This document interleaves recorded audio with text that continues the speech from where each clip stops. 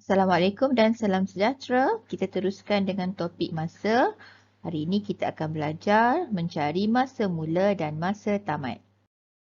Seperti saya nyatakan tadi, kita nak belajar mencari masa mula dan masa tamat hari ini. Masa mula untuk hari yang sama dan berbeza. Masa tamat untuk hari yang sama dan berbeza. Gambar rajah di sebelah ini adalah bantuan untuk kamu menghafal formula mencari tempoh masa, masa mula dan masa tamat. Baik, macam mana nak guna gambar rajah ni? Okey, macam ni. Kalau kita nak cari tempoh masa, yang di hadapannya ada masa mula dan masa tamat. Dan selalu ingat, masa tamat kat bawah ni akan memang sentiasa akan bermula dengan masa tamat. Masa tamat tolak masa mula. Masa tamat tolak tempoh masa. Jadi kalau kita nak cari tempoh masa, kita perlu mula dari masa tamat ke masa mula. Okey, masa tamat tolak masa mula. Saya buat anak panah ni nak menunjukkan kamu perlu bermula dari masa tamat. Kemudian kalau kita nak cari masa mula, yang di hadapannya ada masa tamat dan tempoh masa kan? Okey, sama. Masih bermula dari masa tamat, tolak tempoh masa. Manakala kalau nak mencari masa tamat, okey, ada di hadapan masa tamat ada tempoh masa dan masa mula. Dan di tengah-tengah dia ada operasi tambah. Kalau operasi tambah tak apa. Awak nak buat masa mula tambah tempoh masa pun boleh. Tempoh masa tambah masa mula pun boleh. Baiklah, kita akan mulakan dengan mencari waktu tamat. Ini saya berikan contoh yang pertama ni soalan yang direct question lah, bukan soalan penyelesaian masalah. Waktu bermula pukul 8.15 AM. Tempoh masa 7 jam 50 minit. Hitung waktu tamat. Okey, kita perlukan formula waktu tamat. Kita boleh panggil waktu tamat. Kita juga boleh panggil waktu akhir. Okey, masa tamat ialah... Masa tamat tadi apa? Ialah masa mula tambah tempoh masa. Okey, jadi masa mula kita 8.15 AM. Selalu tulis dalam sistem 24 jam ya. 8.15 AM kalau ditukar kepada sistem 24 jam. Jam 8.15. Kita tulis 8.15. Okey, kemudian tambah 7 jam 50 minit. Tambah 7 jam 50 minit. 56. Okey, kat sini 15. Okey, bila kita lihat pada minit dah lebih 60. Okey, kita tahu kan 1 jam bersamaan dengan 60 minit. Jadi, bila dekat minit tu dah lebih 60, apa kita perlu buat ialah kita perlu tukarkan minit yang berlebihan tu ke jam. Tolak 60, tambah kat sini 1. Okey, ke mana perginya 60 tu? 60 tu dah jadi 1 jam. Maka jawapan akhir kita ialah 5 minit dekat sini tolak. Ini jadi 16. Jadi, jawapan akhir kita ialah jam 16.05. 16.05. Okey. Kita akan teruskan dengan contoh yang kedua. Mencari masa tamat. Okey, soalan penyelesaian masalah. Kita baca soalan sambil respon. Salim menaiki bas ekspres pada jam 22.30. Kita gariskan jam 22.30 dari Kuantan ke Kota Baru. Tempoh perjalanannya ialah 5 jam 15 minit. Nyatakan waktu tiba di Kota Baharu. Okey, langkah yang pertama kita kena cari TM, MM dan MT. Okey, kat sini jam 22.30 ini apa? Masa tamat ke masa mula? Okey, ini ialah masa mula. Kenapa kita cakap ia masa mula? Sebab ada perkataan menaiki. Tempoh perjalanannya ini memang dah terang-terang. Ini ialah TM. Soalan nak apa? Nak waktu tiba. Okey, kaedah menggunakan garis masa adalah lebih tepat berbanding dengan kaedah T-method. Okey, lebih jelas. Okey, jadi kalau kita lukis garis masa untuk soalan ini, ia kelihatan seperti ini. Jam 22.30 garis masa mula. Dan ini tempoh masa keseluruhan ialah 5 jam 15 minit. Soalan nak tahu pukul berapa dia tiba, itu ialah masa tamat. Yang ni yang kita nak cari. Kita tahu formula tempoh masa ialah Formula masa tamat ialah masa mula tambah tempoh masa. Okey, tapi bila menggunakan garis masa, kita kena buat yang dinamakan lompatan. Okey. Apakah lompatan? Maksudnya macam ni. Bila dia bermula jam 22.30, kita ada 5 jam 15 minit kan. Jadi kita lompat 1 jam. Dia unit paling besar 1 jam. Jadi kita akan mulakan melompat dengan jam dulu. Lompat sampai 5 jam. Buat lompatan 5 jam. 1, 2, 3, 4, 5. Okey, ni kita dah menghabiskan 5 jam. Okey. Jadi kat sini jam 22.30, melompat sejam dia akan jadi jam 23.30. Lepas tu jam 12.30 kita tulis macam ni. Jam 0.30. Kemudian jam 1.30. Lepas tu jam 2.30 dan yang terakhir kat sini kita sampai pada jam 3.30. Okey, tapi kita ada baki lagi 15 minit. Kita dah habiskan 5 jam. Ada lagi 15 minit. Okey. Jadi macam mana kita nak tahu lagi 15 minit tu? Bagus. Kita boleh congak lah. Okey, daripada jam 3.30. Lepas tu ada lagi 15 minit. Jadi kat sini sebenarnya pukul berapa? Bagus. Okey, masa tamat ialah jam 3.45. Baiklah, saya akan tunjukkan cara mencari masa tamat untuk soalan yang sama, contoh yang kedua, tetapi menggunakan T method. Okey, cari TM, MN dan juga MT. Okey, kita macam tadi juga, ini ialah masa mula, ini ialah tempoh masa dan soalan nak apa? Soalan nak waktu tiba. Tapi ada step seterusnya kita tak buat sebab kita bukan guna garis masa kan. Kita guna T method, jadi kita perlu formula. Dari formula ni kita akan nampak dalam kerja kita. Soalan nak waktu tiba. Maka kita tulis formula waktu tiba. Waktu tiba tu ialah masa tamat lah. Masa tamat ialah masa mula tambah tempoh masa. Okey, waktu tamat ialah masa mula tambah tempoh masa. Masa mula kita, dia memang dah bagi siap-siap dalam sisa 24 jam. Okey, good. Jam 22.30. Jam 22.30 dan tambah dengan 5 jam 30 minit. Okey, tambah 5 jam 30 minit. Dia akan jadi kat sini 60, minta maaf, bukan 5 jam 30 minit. 5 jam 15 minit. 5 jam 15 minit. Okey, kat sini 45, yang dekat sini 72. Okey, bila kamu lihat pada bahagian jam dah melebihi ataupun sama dengan 24, kamu kena buat apa? Ya, kamu kena tolak 24.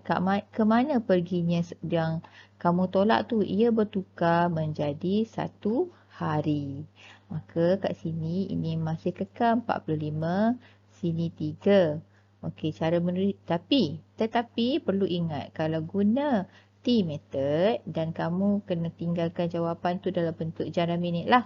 Tapi janganlah awak tulis soalan jawapan dia jam 1, 3, 4, 5. Bukan macam tu ya. Satu yang ada pada bahagian hari tu menunjukkan ia dah berubah menjadi hari yang lain. Tapi pukul berapa? Soalan nak pukul berapa je? Kamu kena jawab jam 3.45. Inilah kekurangannya bila kita menggunakan T method. Memang dia nampak macam senang sebab ada pengiraan. Tapi kamu kena berhati-hati bila dia buat penambahan hari di sebelah. Jangan tulis jawapan 1345. Kamu kena faham bahawasanya satu hari yang kat sebelah tu hanya membawa maksud dah berubah hari. Dan dia nak jam, dia nak masa. Melainkan kalau dia beri kamu hari Ahad, bermula hari Ahad, dia nak tahu hari apa tamat. Sekarang dia tak bagi hari. Kalau dia bagi hari Ahad, dia nak tahu tamat hari apa, kamu boleh tulis hari Isnin sebab kamu dah ada satu hari kat sini. Tapi soalan ni dia tak nak tahu, dia tak beritahu hari apa. Jadi kamu cukuplah hanya tulis waktunya sahaja, iaitu jam 3.45. Okey, contoh 3. Mencari masa mula pula. Ini soalan mencari masa mula. Tadi kita cari masa tamat. Sekarang kita cari masa mula. Kita baca soalan. Puan Masha tiba di Taiping pada pukul 11.10 AM. Tiba di Taiping. Okey. Masa perjalanannya melalui lebuh raya dari Kuala Lumpur ke Taiping ialah 4.3/4 jam. Beliau, ini masa perjalanan di atas lebuh raya. Dia berjalan keseluruhan masa. Beliau berhenti mengisi minyak kereta dan berehat selama 1/2 jam. Okey, dia pukul berapakah dia bertolak dari Kuala Lumpur? Okey, baik. Langkah pertama, kita kena buat apa? Bagus, kita kena cari TM, MN dan MT. Kena kenal pasti. Okey, 11.10 ni apa? MM ke, masa mula ke, masa tamat? Sebab dia cakap tiba di Taiping, bagus. Ini ialah masa tamat. Dia dah sampai kat Taiping. Manakala 4.3/4 jam dan 1/2 jam ni apa? Bagus, ini ialah tempoh masa. Ini tempoh masa. Cuma, dan pukul berapakah dia bertolak dari Kuala Lumpur? Ini soalan nak apa? Soalan nak masa mula. Okey kelas, bila kita nampak 4.3/4 jam, ini ialah tempoh masa. Walaupun ianya dalam pecahan, ianya tempoh masa. Cuma tugasan kamu ialah kamu kena tukar 4.3/4 jam tu kepada jam dan minit. 4.3/4 jam ialah 4 jam 45 minit. Okey, macam mana cara dapat 45 minit ni macam ni? Ni jam kita kan? Kalau kita pecah jam kita tu kepada 4 bahagian, setiap satu tu 15 minit, 15 minit, 15 minit, 15 minit. Jadi kalau kita gabungkan ketiga-tiga ni, 15 minit darab 3, kita akan dapat 45 minit. Setengah jam ni pula pun sama, kamu kena tukar pada nilai minit. Nilai nombor, bukan dalam nilai pecahan. Ia bersamaan dengan 30 minit. Okey, ni jam kita. Keseluruhannya 60 minit. Bila pecah separuh, okey, ini 30 dan ini 30.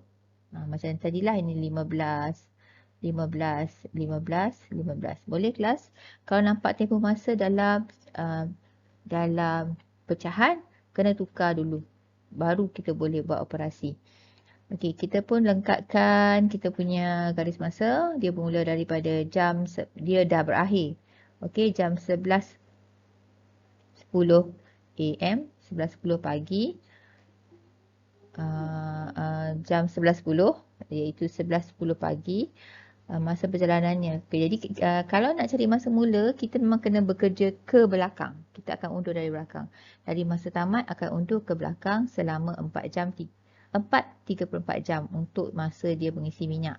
So kita undur 4 jam. 1, 2, 3, 4. Okey, kemudian bila mula dari jam 11, okey, jadi kat sini undur 1 jam, dia akan jadi jam 10. Kemudian jam 9, jam 8 dan jam 7. Kita dah menghabiskan 4 jam. Sekarang ada lagi 45 minit. Dah habis 4 jam, lagi 45 minit, 45 minit. Buat lagi satu lompatan untuk 45 minit. Jadi daripada 7, pukul ni pukul 7 daripada jam 7, undur sebanyak 45 minit. Okey. Pukul berapa? Okey, jadi jam berapa? Ia menjadi jam 6.15. Okey, saya betulkan. Jam 7. Undur 45 minit, dia akan jadi jam 6.15. Awak tak percaya, awak tengok awak punya jarum jam tu kan. Lepas tu kita dah habiskan 4 jam. Kat sini kita dah habiskan 15 minit. Lepas tu kita ada lagi baki setengah jam. Okey, setengah jam ni 30 minit lah. Undur lagi daripada jam 6.15. Undur sebanyak 15 minit, 30 minit. Dia jadi berapa? Bagus, ia akan menjadi jam 5.45. Jadi jawapan kita akhirnya ialah jam 5.45. Boleh kelas? Baiklah, seterusnya soalan yang sama kita akan lihat cara penyelesaian menggunakan T method. Okey. Ini ialah kita punya, mula-mula kita kena cari T, M, MM dan MT dulu. Ini ialah masa tamat. Ini kedua-dua ni pula ialah tempoh masa. Manakala soalan nak apa? Soalan nak waktu bertolak. Waktu bertolak itu ialah masa mula. Okey, untuk T method kena tulis formula. Tulis formula untuk masa mula. Masa mula ialah masa tamat tolak tempoh masa. Okey, jadi masa tamat kita ialah ni waktu dia tiba. Dah tamat, dah sampai dah. Jam 11.10. Jam 11.10. Okey, dan perjalanannya mengambil masa 4 jam, 3/4 jam. Jadi kamu akan tolak, minta maaf, kamu akan tolak 2 kali. Tolak yang pertama tu untuk waktu perjalanan dia. 4 jam ialah 4 jam 45 minit. Tak boleh ambil dari sebelah tinggal sifar. Yang ni akan jadi 70. Okey. Bila dia dalam unit yang sama, minit, tak ada masalah lah. Kamu boleh buat dengan cara, apa tu? Penolakan seperti biasa. Kat sini 5, 2. Kemudian 10 tolak 4, 6. Lepas tu dah selesai ke? Belum. Ada lagi, ada lagi 6, sorry, minta maaf, kat sini bukan 6.25, 6.15. Okey, ada lagi 1/2 jam kan? Dia tolak lagi setengah jam. Tolak lagi 30 minit. Okey, sini 5, ini akan menjadi 75. 5, 4. Okey, sekarang kita dah dapat masa kita 5.45. Tulis semula. Dia sampai jam, dia bertolak jam 5.45. Baiklah, kita dah sampai ke soalan yang terakhir, iaitu soalan ini sama, mencari masa mula, tapi soalan ni ada kelebihan sikit, ada lain sikit sebab dia ada hari. Seperti biasa, langkah kita TMMMMT, cari. Jadi dekat gambar rajah ni, kita baca jadual berikut mencatatkan tempoh dan waktu berakhirnya suatu pameran sains angkasa. Bilakah pameran itu berakhir? Waktu mula tak tahu, waktu berakhir diberi 10 April pukul 3 petang. Ini kita punya masa tamat. Tempohnya selama 8 jam 6 hari. Ini kita punya tempoh masa. Okey. Kemudian langkah yang kedua, kalau guna garis masa, langkah keduanya apa? Buat lompatan. Buat lompatan hari, jam ataupun jam pada garis masa. Sebab unit kat sini paling besar ialah unit hari, maka kita akan buat lompatan hari demi hari. Okey, kita akan melompat sebanyak 6 hari ke belakang. 1, 2, 3, 4, 5, 6, 7, 8. Okey, kita dah melompat sebanyak 8 hari ke belakang. Dari 10 April, ia akan jadi 9 April. Lepas tu 8 April, 7 April, 6 April, 5 April, 4 hari pula 4 April, 3 April dan akhir sekali 2 April. Okey, sekarang kita dah menghabiskan selama 8 hari. Tempoh masa 8 hari tu dah cover. Dah habis. Berbaki lagi ni ialah tempoh untuk 6 jam. Ini kan jam 2 hari 2 hari bulan 4 ni, sebab dia mula dari jam 3.15 pukul 3 petang. Samalah kat sini pun sama. Jam 15. Masa dia masih sama. Dari jam 15, kita nak undur sebanyak 6 jam. Undur ke belakang sebanyak 6 jam. Kamu ada pilihan sama ada nak corak guna tangan ataupun kamu nak buat pengiraan. Kalau nak buat pengiraan, kita buat T method. Jam, minit. Dari jam 15 akan ditolakkan 6 jam ke belakang. Okey. Ianya jam 9. Jadi masa dia bermula ialah 2 April. Okey. Jam 9. Boleh kelas? Okey, masih lagi contoh yang sama, soalan 4. Cikgu nak beritahu, cikgu tak akan tunjukkan T method sebab soalan ni tak sesuai untuk digunakan dalam bentuk T method. Okey, soalan ni paling sesuai kamu gunakan cara garis masa seperti slide yang sebelumnya. Okey, soalan seperti ni tak sesuai digunakan untuk nak cari guna T method, tidak sesuai. Okey, sebelum bersurai, mari kita buat rumusan dulu. Perkara pertama sekali ialah kamu kena hafal formula. Saya dah berikan pada kamu gambar rajah sebegini dan juga gambar rajah tiga-tiga dan juga ada formula. Sila ambil inisiatif untuk hafal. Perkara kedua ialah saya nak bagi tahu, saya tunjukkan dua cara kan, garis masa ataupun T method, dan saya nak kamu tahu bahawasanya garis masa adalah cara yang paling tepat. Tidak semua soalan dapat diselesaikan dengan menggunakan cara T method. Jadi nak ke tak nak, awak kena faham garis masa. Ada soalan yang boleh diselesaikan dengan dua cara dan ada soalan hanya boleh diselesaikan dengan menggunakan garis masa. Okey, boleh kelas?